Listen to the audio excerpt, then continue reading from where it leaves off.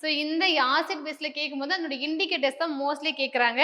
அதுக்கப்புறம் அதனுடைய இம்பார்ட்டன்ஸ் பார்த்துக்கோங்க. எங்கெல்லாம் அதோட பயன்பாடு இருக்கு இல்லையா? இப்போ சல்ஃபரிக் ஆசிட் என்ன சொல்லுவாங்க? கிங்ஸ் ஆஃப் கெமிக்கல்ஸ் சொல்கிறாங்க இல்லையா?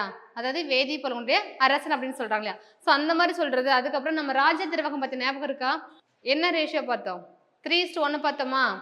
என்னென்ன சேர்த்துறாங்க? HClலும் நைட்ரிக் ஆசிடு 3:1. 3 வந்து HCl, NH4 வந்து 1% ஓகேங்களா? 3:1ங்கிறது அக்வாரிஜியா சொல்லுவாங்க இல்லையா? ராஜ திரவகம்.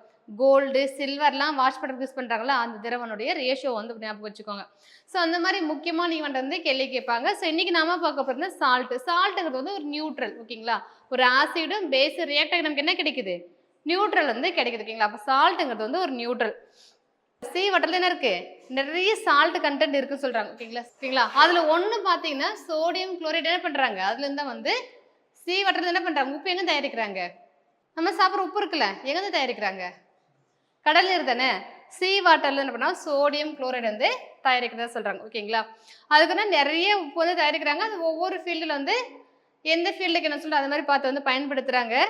சால்ட்டுங்கிறது எதனோட இது அப்படின்னா வந்து ஆசிடும் பேஸும் ரியாக்ட் ஆகி நமக்கு கிடைக்கிற ஒரு நியூட்ரல் ஒரு பொருள் தான் என்ன சொல்றாங்க? நடுநிலையான பொருள் தான் உப்பு ஓகேங்களா? Salt are the product of the reaction between the acid and base ஓகேங்களா? ஸோ ரொம்ப முக்கியமான பாயிண்ட்.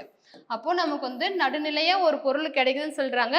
எப்படின்னா ஒரு அமிலமும் ஒரு காரமும் சேர்ந்து நடுநிலையாக கிடைக்கக்கூடிய பொருள் தான் உப்பு ஓகேங்களா? இந்த ஸ்டேட்மெண்ட் முக்கியம். அமிலங்களுக்கும் காரங்களுக்கும் இடையே நிகழும் நடுநிலையாக்கல் வினையினுடைய மூலம் கிடைக்கக்கூடிய பொருள் தான் என்னது? உப்பு அப்படின்னு சொல்றாங்க ஓகேங்களா? Salts produce positive ion and negative ion when dissolve in water. அது நம்ம உப்பை வந்து நம்ம நீரில் கரைக்கும் போது நமக்கு என்ன கிடைக்குது? பாசிட்டிவ் அயனும் நெகட்டிவ் அயனும் கிடைக்குது அப்படின்னு சொல்லிட்டு சொல்றாங்க ஓகேங்களா? ஸோ ஒரு ஆசிடு ஒரு பேஸும் சேர்ந்து ரியாக்ட் ஆகி நமக்கு என்ன கிடைக்குது? சால்ட்டும் வாட்டரும் கிடைக்குது. சால்ட்டுங்கிறது வந்து நடுநிலை பொருள் நியூட்ரல் ஓகேங்களா?